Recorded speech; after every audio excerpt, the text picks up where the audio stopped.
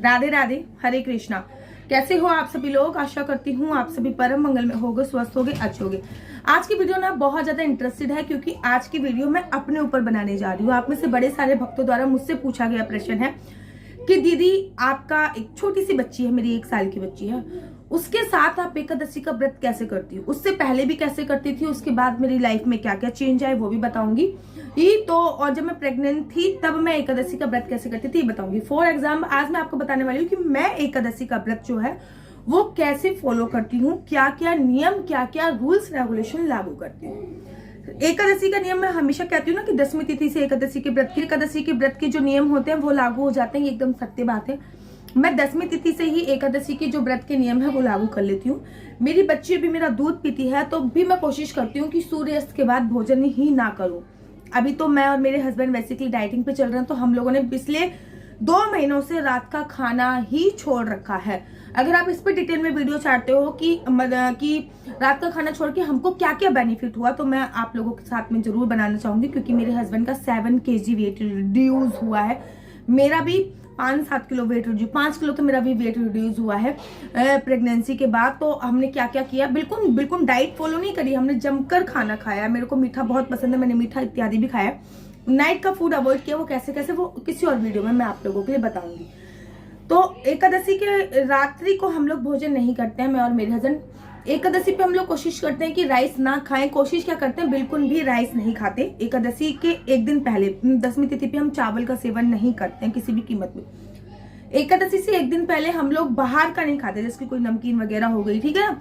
बहुत सारे इंग्रेडिएंट्स हम वैसे ही पढ़ के ही खाते हैं, लेकिन फिर भी हम कोशिश करते हैं कि 10वीं तिथि को हम बाहर का आइटम ना खाएं, किसी भी बाहर ओकेशन पे ना जाएं। कितने भी इंपॉर्टेंट पार्टी वगैरह होती है तो हम कॉफी वगैरह पी के आ जाते हैं, कुछ खाना इत्यादि नहीं खाते। सूर्यास्त के बाद हम किसी भी चीज का इंटेक नहीं करते। अगर सूर्यास्त के बाद अगर हम लेते हैं तो दूध लेते हैं बस, बाकी कुछ भी नहीं लेते क्योंकि बच्ची भी मेरा दूध पीती है तो दूध बहुत जरूरी है। सूर्यास्त के बाद रात को 9-10 बजे के आसपास मैं दूध लेती हूँ। उसके बाद हम लोग पृथ्वी शयन करते हैं। 10वीं तिथि को ही हम दोनों हस्बैंड वाइफ पृथ्वी शयन करते हैं और संपूर्णतः ब्रह्मचर्या का पालन करते हैं।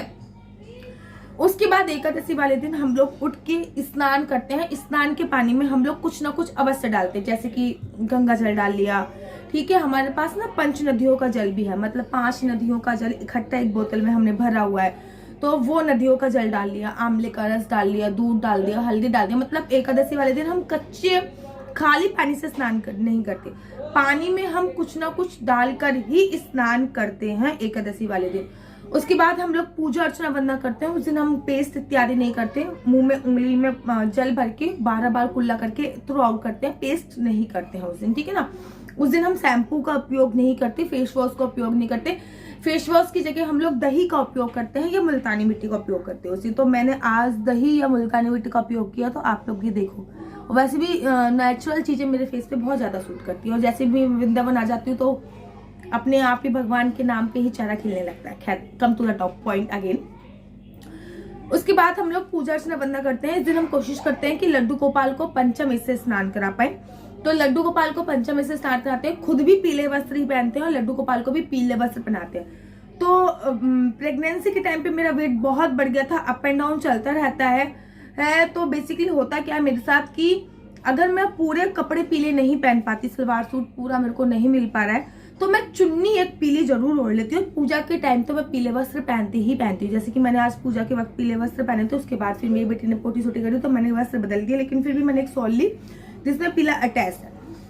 पूजा अर्चना वंदना करने लड्डू गोपाल को भी पीले कपड़े पहनाते हैं, हम भी पीले कपड़े पहनते हैं और अच्छी तरीके से एकादशी के व्रत का संकल्प लेते हैं। संकल्प लेने के बाद फिर हम महात्म की कथा पढ़ते हैं, लड्डू गोपाल को भोग इत्यादि लगाते हैं। जो उस दिन का प्रमुख भोग होता है वो भोग इत्यादि लगाते हैं, आरती वगैरह करते हैं, तुलसी जी की परिक्रमा करते हैं। सुबह सुबह तुलसी जी को हम जल देते हैं। हम लोग तुलसी जी को एकादशी पर जल देते हैं, तुलसी की परिक्रमा करते हैं, सूर्य भगवान को इत्यादि जल वगैरह देते हैं। उसके बाद हमारे दिन की शुरुआत होती है। मेरे हस्बैंड ऑफिस चले जाते हैं। मैं हस्बैंड के लंच में इस दिन जो भी सामान पैक करती हूँ, जैसे कि मैं इस दिन अपने हस्बैंड के लंच में आलू पैक करती हूँ, ड्राई फ्रूट्स पैक करती हूँ, खीरे का रायता पैक करती हूँ, कभी कभी आलू का रायता पैक करती हूँ, कभी कभी केवल दही पैक करती हूँ, ठीक है।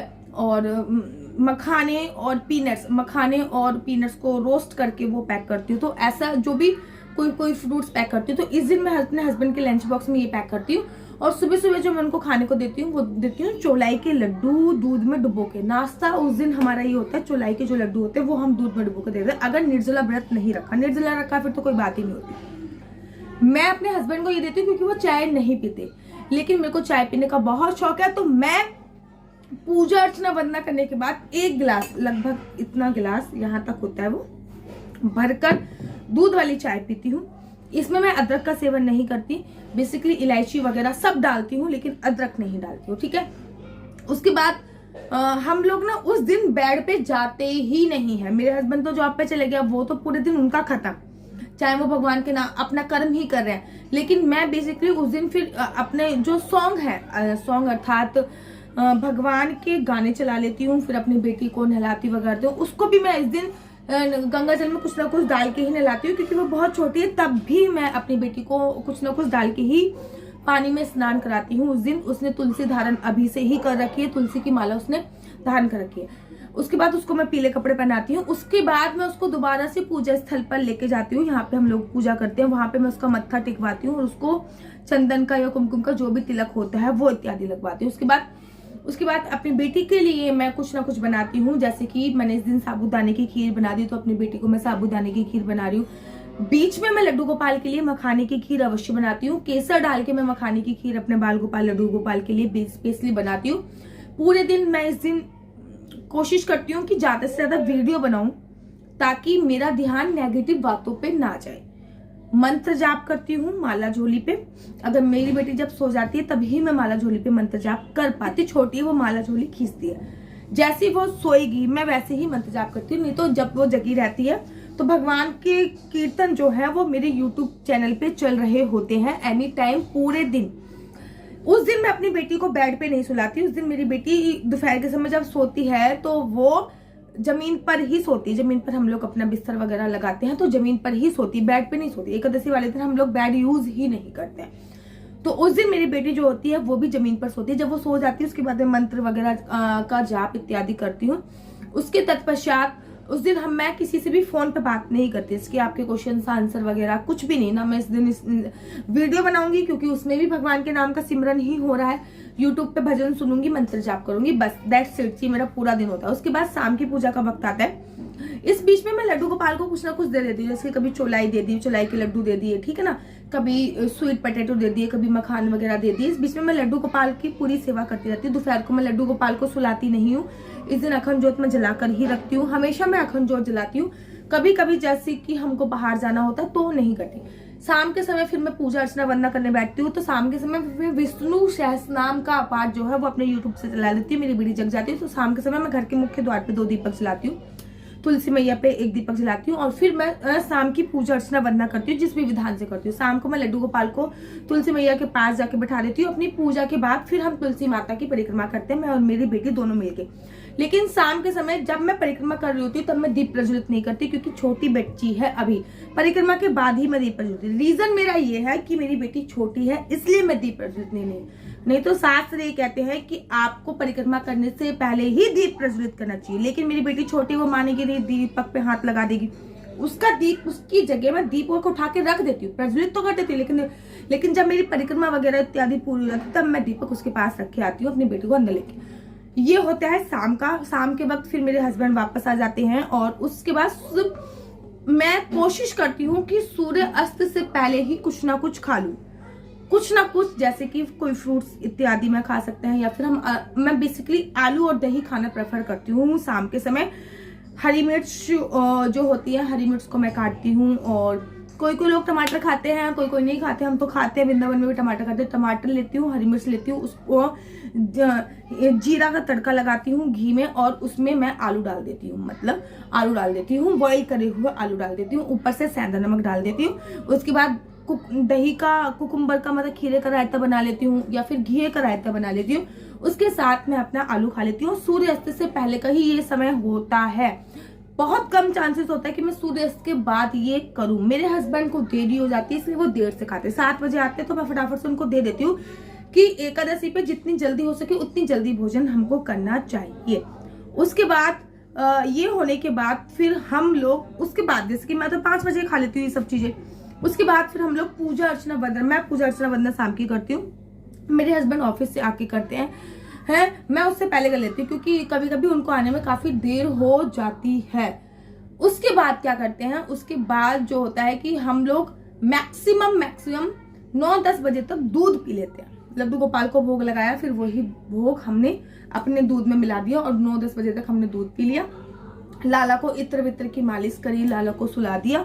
कम से कम 11-12, अगर हमारी बेटी जल्दी सोगी तो थोड़ा से हमने मंत्र वंत्र जाप करे, अगर हमारी बेटी नहीं सोई तो हमारी मजबूरी है, फिर भजन चलते रहेंगे और हम अपनी बेटी के साथ खेलते रहेंगे, ठीक है ना, ये हमारी मजबूरी है। अगर बेटी सो जाती है तो हम जाते हैं, अगर बेटी नहीं सोती तो फिर हम YouTube के माध्यम से सुनते हैं। ये मैं केवल ऑप्शनल है YouTube के माध्यम से सुनना। उस दिन हम कम से कम 12 बजे तक तो जगते हैं। उसके बाद फिर हम लोग पृथ्वी शयन करते हैं, रात को हम लोग जमीन पर ही सोते हैं। अगले दिन उठते हैं तो व्रत के पारायण का समय देखते हैं, लड्डू गोपाल को स्नान कराते हैं और जिस समय व्रत का पारायण होता है उस समय पे व्रत का पारायण करते हैं, क्योंकि पूना में इतनी जल्दी ब्राह्मण हम लोगों को मिलता नहीं है। लेकिन गौ माता का खाना निकाल के रखते हैं, ब्राह्मण का खाना निकाल के रखते हैं, लेकिन ब्राह्मण मिलता नहीं है। लेकिन हम लोग बाद में मंदिर में जाके वो दे के आते हैं, सूखा आइटम भी निकाल के रखते हैं, या फिर किसी जरूरतमंद को, जैसे कि मेरे घर पे हाउस हेल्पर आती हैं, उनको भी हम लोग खाना खिला देते हैं। उसके बाद फिर हम खाने का इंटेक करते हैं। द्वादशी वाले दिन जो भी हम खाना बनाते हैं उसमें हम बैगन का उपयोग नहीं करते। द्वादशी वाले दिन चावल जरूर बनाते हैं, लड्डू गोपाल को पहले उन चीजों का भोग लगाते हैं फिर खाते हैं। और द्वादशी वाले दिन भी हम लोग पृथ्वी पर ही सोते हैं, जमीन पर ही सोते हैं। द्वादशी वाले दिन जमीन पर बिस्तर लगाते हैं और उसके बाद फिर हम लोग सोते हैं। तो ये होती है हमारी एकादशी की दिनचर्या। हम लोग एकादशी पे कुछ इस प्रकार से व्रत इत्यादि करते हैं। अगर आपको मेरी वीडियो अच्छी लगती है तो आप अपना YouTube चैनल हरी बोल को लाइक शेयर सब्सक्राइब करना बिल्कुल भी मत भूलिए। तब तक के लिए मुझे दीजिए इजाजत। राधे राधे, हरे कृष्णा।